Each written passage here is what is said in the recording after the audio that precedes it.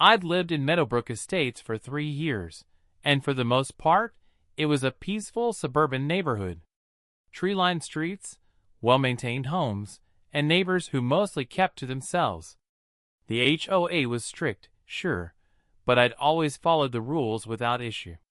That changed the day I decided to organize a neighborhood basketball tournament. It started innocently enough. My son had been asking to use the community basketball court more often, and I thought a friendly tournament would be a great way to bring the neighborhood together. I submitted my request to the HOA board 3 months in advance, following every protocol in the thick binder of community guidelines. The court was rarely used, the event would be on a Saturday, and I'd handle all the logistics myself. What I didn't account for was Karen Bellsworth, the HOA president, and her 4 loyal followers on the board. They saw any event they didn't personally conceive as a threat to their authority. Before we get into this incredible story, if you're enjoying the drama, please hit that like button and subscribe to Karen Eat World. Trust me, you won't want to miss how this one ends. The first sign of trouble came when I received a certified letter from the HOA denying my request. The reason given was laughably vague: potential disruption to community peace and violation of noise ordinances. I'd included sound level measurements in my application showing that a daytime basketball game would be well within legal limits. I'd even hired a professional event coordinator to ensure everything ran smoothly. I wasn't someone who gave up easily. My background in corporate law had taught me patience and the value of thorough documentation. I requested a formal hearing with the board, which was my right according to the HOA bylaws. At that meeting, I presented a revised proposal with even more detail: medical staff on site, liability insurance, a professional referee, and signed waivers from all participants. Karen sat at the head of the table, her perfectly styled blonde hair not moving an inch as she shook her head at each point I made. Beside her sat her 4 board members, Sharon, Debbie, Linda, and Patricia. They looked like a matching set, each with the same disapproving expression and arms crossed identically. Karen began her response with that condescending tone I'd come to recognize. "Mr. Henderson, I'm sure you mean well, but you simply don't understand the complexities of managing a community like Meadowbrook Estates. The basketball court is a community amenity, not a venue for your personal events." Denied. I kept my composure. "With respect, Ms. Bellsworth, the bylaws specifically state that residents may reserve community amenities for organized events with proper notice and planning. I've provided everything required and more." Sharon leaned forward, adjusting her reading glasses. "The bylaws also give this board discretion to deny requests that may negatively impact the community. We've exercised that discretion." I'd anticipated this. "Then I'd like to request the specific bylaw citation and documented community concerns that justify this denial. For the record." The room went silent. Karen's face flushed slightly. They hadn't expected me to push back with actual legal language. After a whispered consultation with the other board members, Karen spoke again. Her voice took on a sickeningly sweet quality. "Tell you what, Mr. Henderson, why don't you resubmit your proposal with additional safety measures, and we'll reconsider. Perhaps include plans for additional parking management, a detailed cleanup protocol, and letters of support from your immediate neighbors." I did exactly that. I spent another month gathering the requested materials. 23 neighbors signed letters of support. I hired a parking coordinator. I contracted with a cleaning service for same-day court restoration. My resubmitted proposal was 47 pages long. They denied it again.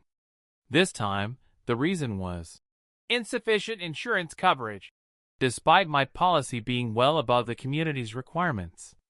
When I pointed this out, Karen claimed there was a new, unwritten board policy requiring higher limits for sporting events. That's when I realized this wasn't about rules or safety. This was about control. Karen couldn't stand the idea of a community event she didn't orchestrate herself. Looking back through old community newsletters I'd saved, I noticed a pattern. Any resident organized event that gained traction was either absorbed into an official HOA function or quietly killed through bureaucratic obstacles. But I'm not someone who quits when I believe I'm right. I also happen to have resources Karen didn't know about. My corporate law background was actually a senior partnership at one of the state's most prominent firms, specializing in property law and municipal codes.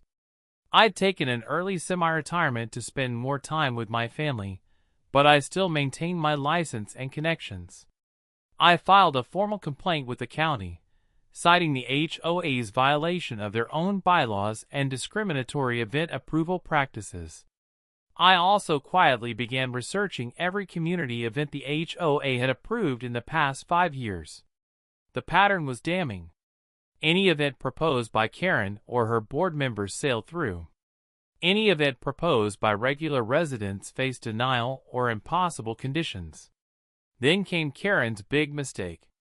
She organized a community wellness day, featuring yoga, meditation, and a 5K run through the neighborhood. The event would use the same basketball court I'd requested, along with multiple other amenities. It was scheduled for the exact same Saturday I'd proposed for my tournament. The promotional flyers went out to every mailbox in Meadowbrook Estates. Karen's message was printed in bold at the bottom. Come celebrate community unity with your HOA board. Free event for all residents. This is what positive community engagement looks like. The passive-aggressive dig was obvious to everyone. Several neighbors approached me to express their frustration, but I told them not to worry. I had a plan. I attended the next community meeting and calmly requested time to speak. Karen tried to limit me to 2 minutes, but I cited the bylaw allowing residents to address the board for up to 10 minutes on matters of community concern. She grudgingly agreed. I kept my tone professional and even. I'd like to congratulate the board on organizing Community Wellness Day. It sounds like a wonderful event. I noticed it will be using the basketball court and several other amenities I'd requested for my tournament. Since the board previously stated these facilities couldn't handle such events due to safety and noise concerns, I'm curious what additional measures you've implemented to address those issues. The board members exchanged glances. Karen's response came with barely concealed irritation. Our event has been properly planned by experienced community leaders. Completely different situation. I see. And will you be providing the sound level assessments, additional insurance, parking coordination, and neighbor approval letters that were required of my proposal? Her face reddened. That's not necessary for official HOA events. So there are different standards for board-organized events versus resident-organized events? Despite the bylaws making no such distinction? The room had gone completely silent. Other residents were watching with interest. Karen realized she was trapped by her own inconsistency. She stood abruptly. This meeting is adjourned. Mr. Henderson, if you have formal complaints, submit them in writing through proper channels. I smiled politely. Already done. I filed a detailed complaint with the county regarding discriminatory application of HOA rules. I've also submitted my findings to the state's HOA Oversight Board. They were particularly interested in the pattern of bias in event approvals. Karen's expression went from anger to shock. The other board members looked panicked. They hadn't expected a real legal challenge. Most residents who faced HOA obstacles simply gave up. The county responded faster than I'd anticipated. Within 2 weeks, an inspector arrived to review the HOA's event approval records. The findings were exactly what I'd documented: systematic bias favoring board-organized events while creating impossible standards for resident proposals.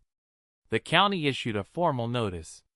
Either the HOA would approve my basketball tournament under the same standards applied to their own events, or they would face legal action for discriminatory practices and potential dissolution of their authority over community events.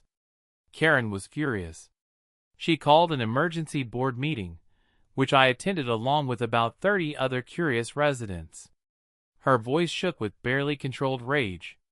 Due to county interference in our community affairs, we have no choice but to approve Mr. Henderson's basketball tournament. However, the board will be monitoring this event closely for any violations. I nodded graciously. Thank you for your cooperation. I look forward to a successful community event. But Karen wasn't done. Not by a long shot. Over the next month, as I organized the tournament, I received constant harassment from the board. They sent daily emails requesting updates, additional documentation, and compliance confirmations for rules that didn't exist. Karen personally inspected my preparation twice, showing up unannounced with a clipboard and a measuring tape, desperately searching for violations. She found none. I'd made absolutely certain that every aspect of the tournament exceeded every requirement. But Karen's harassment revealed something interesting about her personality. She couldn't stand losing control, and she especially couldn't stand being proven wrong publicly. Then, 1 week before the tournament, I received the most bizarre communication yet. It was a formal letter from the HOA board, signed by all 5 members. The letter's tone was almost gleeful. Dear Mr. Henderson, the HOA board has decided to participate in your basketball tournament as a team.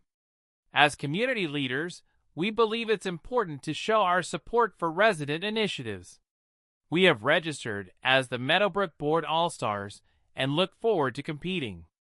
This will be an excellent opportunity to demonstrate proper sportsmanship and community spirit. I read the letter 3 times, certain I was missing something. They were going to play in the tournament. Karen Bellsworth, who I'd never seen set foot on the basketball court, was going to compete? My wife found the whole thing hilarious. Maybe they've realized they were wrong and want to make peace. I shook my head. No. This is Karen trying to take over the event from the inside.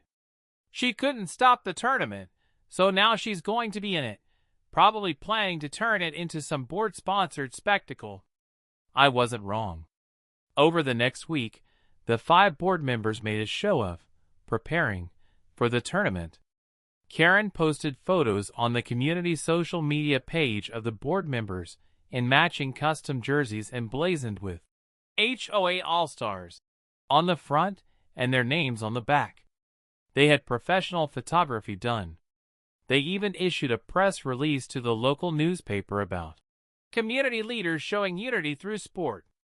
The other tournament teams, mostly made up of neighborhood parents and teenagers, found the whole thing absurd. But I encouraged everyone to be gracious. Let them play. Let them have their moment.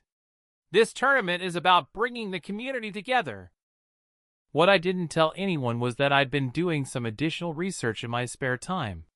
Karen's obsession with control had made me curious about the HOA's finances and legal standing. As a resident, I had the right to request certain documents, and I'd been methodically reviewing every filing, budget report, and legal document the HOA had produced in the past decade. What I found was fascinating. The HOA owned several community properties beyond just the amenities.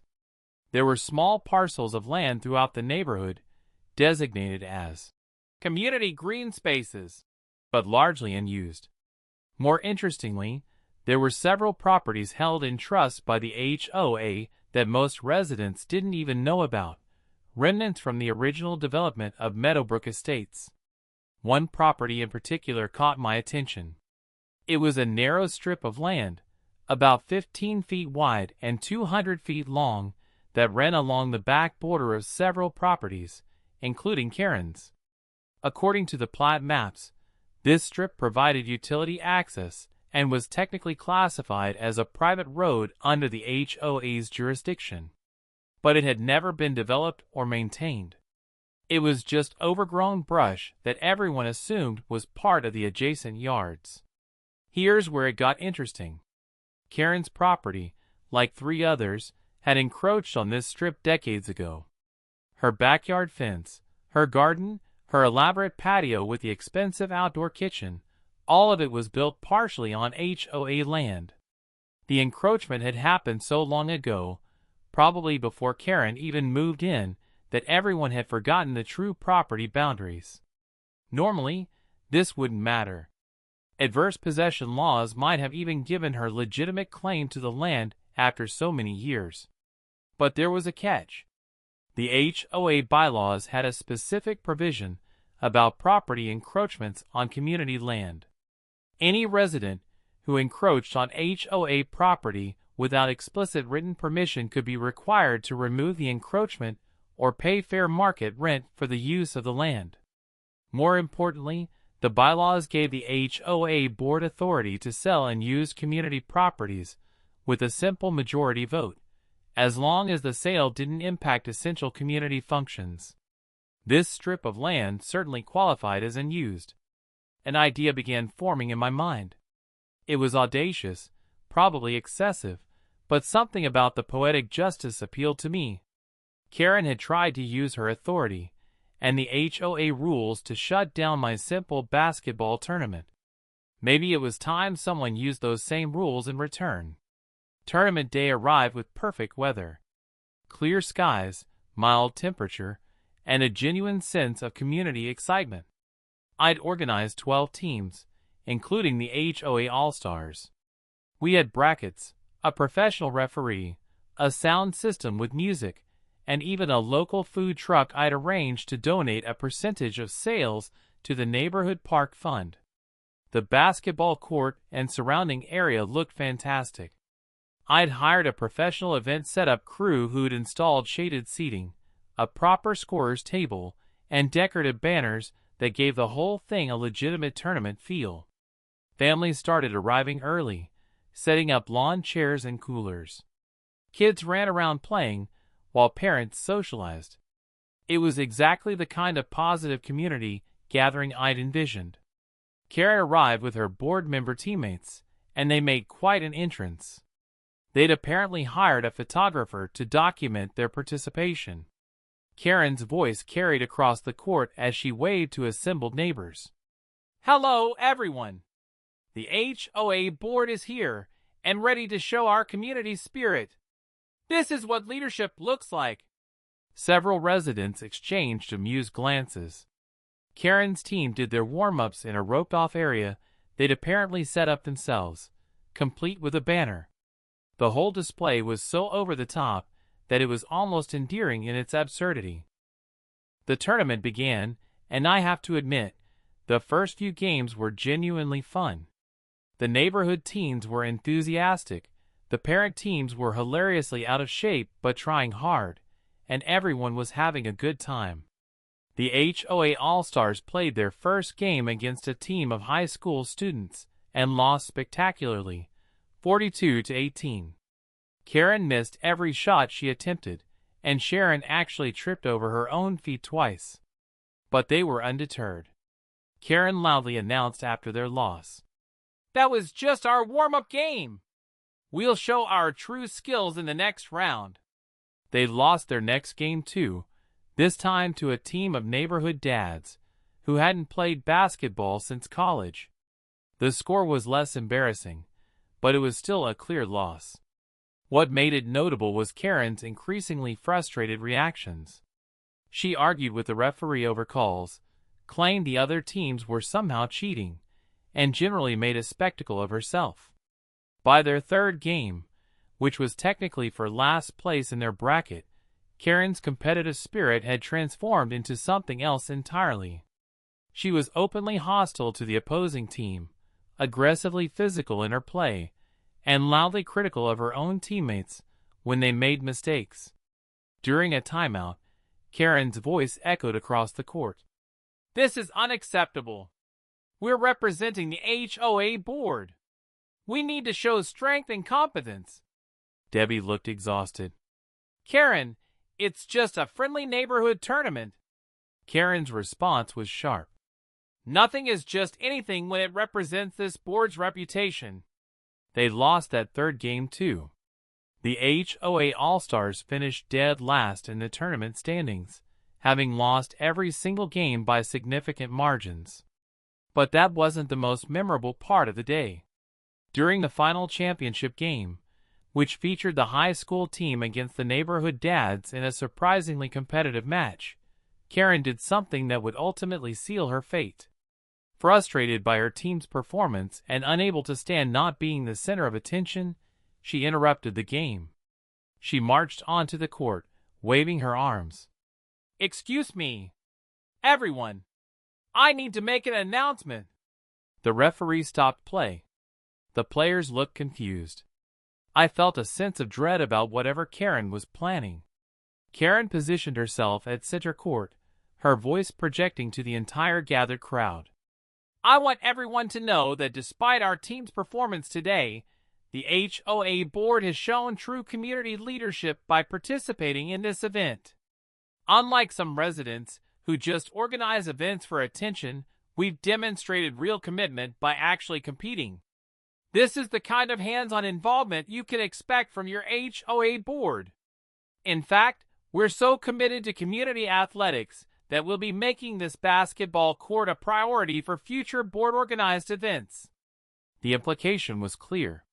She was already planning to take over the basketball court for HOA purposes, probably to prevent residents from organizing independent events like this tournament. Several neighbors looked annoyed, but most people just wanted to finish watching the championship game. I smiled and clapped politely. "Thank you for your participation, Ms. Bellsworth. The community certainly appreciates seeing the board get involved." Karen looked satisfied, apparently interpreting my response as submission. She had no idea what I'd been planning. The tournament concluded with the neighborhood dads winning in an upset victory. I handed out trophies I'd had custom-made, including a Best Sportsmanship award that I diplomatically gave to the HOA All-Stars. Karen accepted it with a forced smile, clearly disappointed it wasn't a first-place trophy. As families packed up and headed home, many neighbors approached me to express how much they'd enjoyed the event. Several asked if I'd organize another tournament next year. I said I'd think about it, but internally, I knew I had other plans. The following Monday, I put my real plan into motion. I submitted a formal proposal to the HOA board. As a resident, and according to the bylaws, I had the right to petition the board to sell unused HOA properties. My petition specifically requested the sale of the narrow strip of land along the back border of the neighborhood, the one that several properties, including Karen's, had encroached upon. My proposal included a detailed assessment showing that the land served no current community function, was not designated for future development, and had been in use for decades. I even included surveyor reports confirming the boundaries and documenting the encroachments. The proposal included one more critical element. I was offering to purchase the land myself for significantly above market value. The price I offered was generous enough that the board would have a difficult time justifying rejection, especially since the bylaws required them to act in the HOA's financial interest. Karen's response came within hours. She called an emergency board meeting and demanded I attend. I arrived to find all 5 board members looking like they'd seen a ghost. Karen's hands were shaking as she held my proposal. "This is absolutely ridiculous. That land has been part of the neighborhood landscape forever. You can't just buy it." I remained calm. According to Section 12 of the HOA bylaws, unused community property can be sold with board approval. The land meets all criteria for unused property. My offer benefits the HOA's finances significantly. The bylaws actually make the sale fairly straightforward." Sharon leafed through her copy of the bylaws frantically. But what would you even do with a narrow strip of land like that? That's my business as a private property owner once the sale is complete. The HOA's only concern should be whether the sale is legally permissible and financially beneficial. Karen stood up, her voice rising. I'll tell you what this is about. This is revenge for the tournament. You're mad that the board participated and showed you up. I couldn't help but laugh. Showed me up? You lost every game. And no, this isn't about the tournament. This is about a legitimate property transaction that benefits the HOA financially. The board went into a private session to discuss my proposal. I waited outside for 45 minutes. When they emerged, Karen looked like she'd been crying, though she was trying to hide it. Her voice was strained. The board needs time to properly evaluate this proposal. We'll respond within the required 30 days. I nodded. I look forward to your response. Just remember, the bylaws require the board to act in the community's best financial interest. Rejecting a significantly above-market offer would require substantial justification. Over the next 2 weeks, Karen tried everything to stop the sale. She called additional meetings. She hired an attorney to review the bylaws, who unfortunately for her confirmed that my proposal was legally sound. She even tried to rally residents against the sale, but most people didn't understand why it mattered. It was just a strip of unused brush land. What Karen couldn't do was change the fact that she'd spent years enforcing HOA bylaws rigidly and by the letter. Now those same bylaws were being used with equal precision, and she had no wiggle room.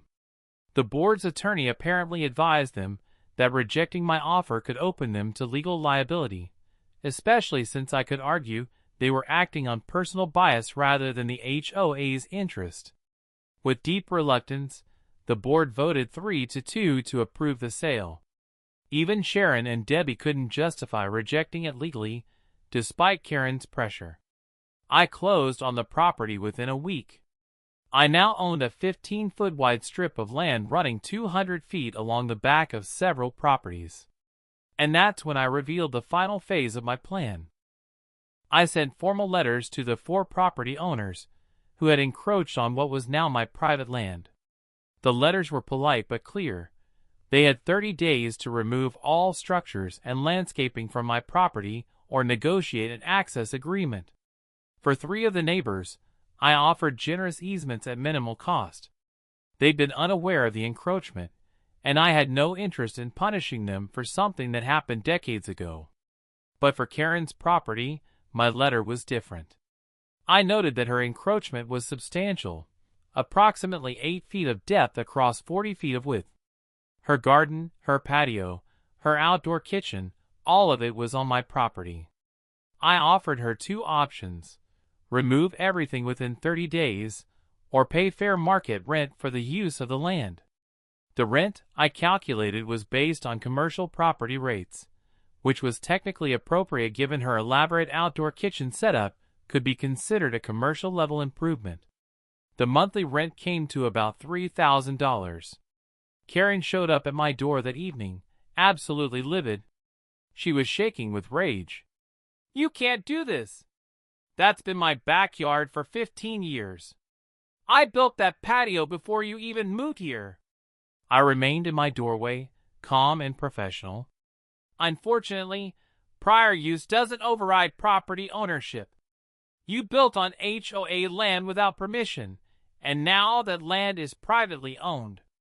The law is quite clear." Her voice took on a desperate edge. "This is insane. You're destroying my property value. I'll sue you." "For what?" "I legally purchased property, and I'm legally enforcing my property rights.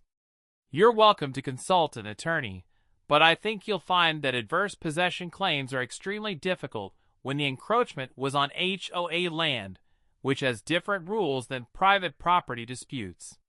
She was almost in tears now. "But $3,000 a month. That's extortion. That's fair market rate based on the improvements you've placed on the land. Alternatively, you could remove the improvements and restore the property line. I'd be happy to provide you with surveyor stakes showing the exact boundary."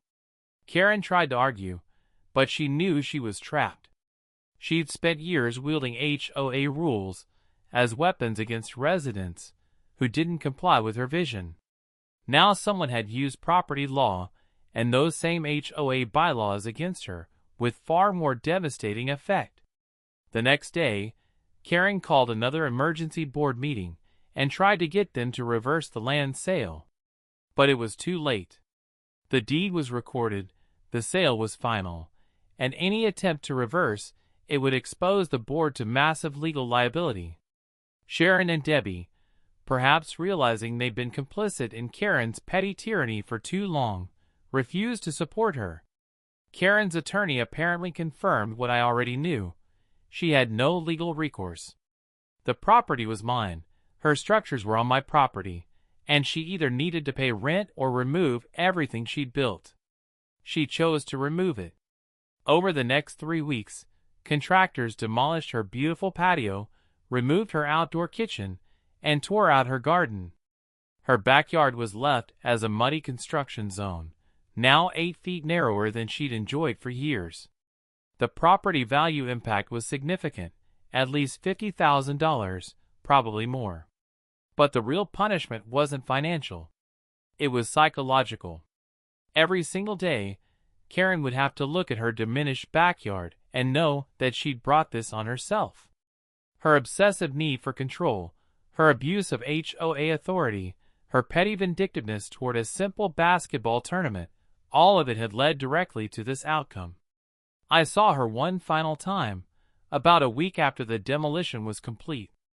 I was checking my mailbox when her car pulled up to her driveway.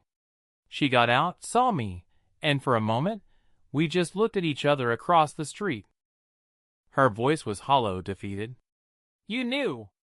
When you submitted that proposal, you knew about the encroachment. You planned this whole thing." I considered denying it, but there didn't seem to be a point. "I researched the HOA's properties after you spent months harassing me over a basketball tournament. What I found was interesting. What I did with that information was legal. Every single step." She shook her head slowly. "It was just a tournament. We were just trying to maintain standards. No, you were trying to maintain control. There's a difference. You spent years making residents' lives difficult because you enjoyed the power. You used the HOA rules as a weapon whenever someone didn't submit to your authority. I just used those same rules more effectively." Karen's face went through a series of emotions: anger, denial, and finally, the crushing realization of complete defeat. She understood now the full scope of what had happened. Her attempt to control a simple community event had revealed her patterns of abuse. Her decision to join the tournament to save face had kept her distracted while I'd researched and planned. Her years of rigid rule enforcement had created the very system that was now being used against her. And there was nothing she could do about it. Every action I'd taken was perfectly legal, even commendable from a business perspective. I'd bought and used HOA land at above market rates, benefiting the community financially. I was simply enforcing my legitimate property rights. The fact that it specifically targeted her was just a natural consequence of her own encroachment. Karen's voice cracked as the full weight of her situation finally hit her. "You've destroyed everything I'd built." I looked at her evenly, without gloating, just stating facts.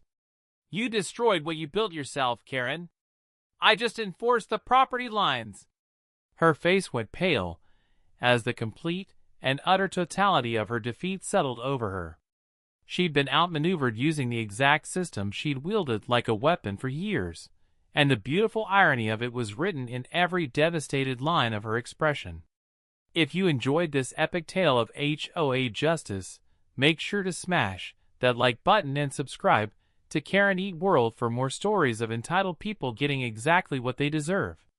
Trust me, you won't want to miss what's coming next.